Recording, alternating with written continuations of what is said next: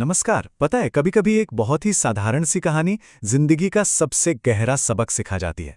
आज हम बुद्ध की एक ऐसी ही कहानी सुनेंगे जो हमें आलस पर जीत हासिल करने और मेहनत के असली मतलब को समझने में मदद करेगी। तो चलिए इस प्रेरणादायक सफर पर आगे बढ़ते हैं। तो ये कहानी हमें एक गांव में ले जाती है जहां गौतम बुद्ध अपने शिष्यों के साथ भिक्षा के लिए निकले थे। और गांव की शांत गलियों से गुजरते हुए उनकी नजर एक ऐसे दृश्य पर पड़ी जो बिल्कुल भी सामान्य नहीं था। एक ऐसा नजारा जिसने उनके कदम वहीं रोक दिए।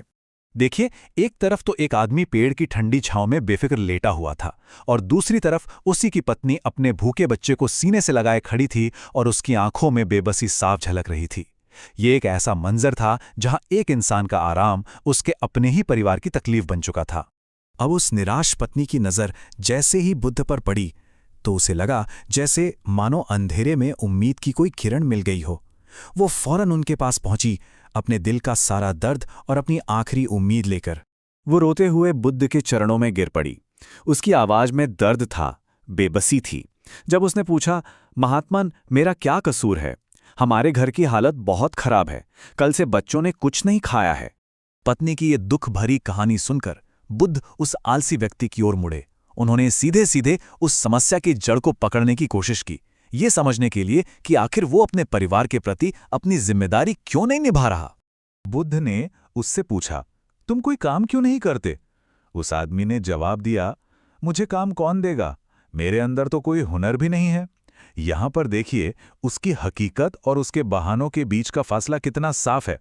वो ये मान चुका था कि हुनर की कमी ही उसकी सबसे बड़ी रुकावट है, जबकि असली रुकावट तो उसका अपना आलस था।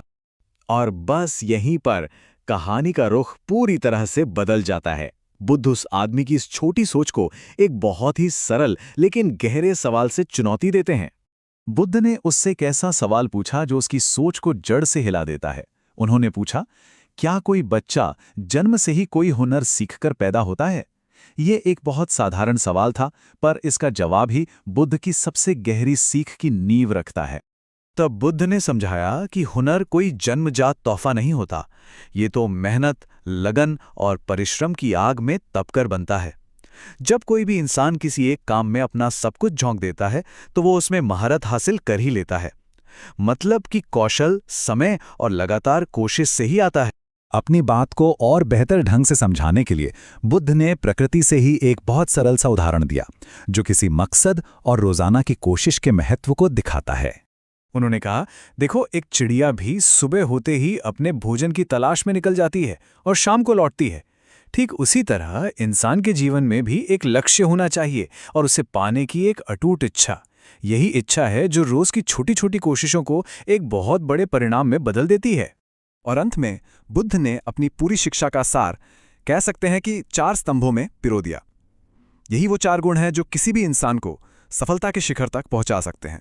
उन्होंने बताया कि ये 4 स्तंभ हैं। पहला, आत्मविश्वास। दूसरा, मेहनत। तीसरा, लगन। और चौथा, अथक परिश्रम।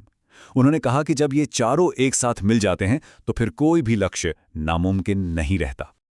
और बुद्ध की ये कहानी हमें एक बहुत गहरे सवाल के साथ छोड़ जाती है, जीवन का लक्ष्य क्या है अगर उसे पाने की चाहत ही ना हो। ये सवाल हम सभी को अपने सपनों और उन्हें हकीकत में बदलने के लिए हमारे भीतर की इच्छा शक्ति पर सोचने के लिए मजबूर करता है।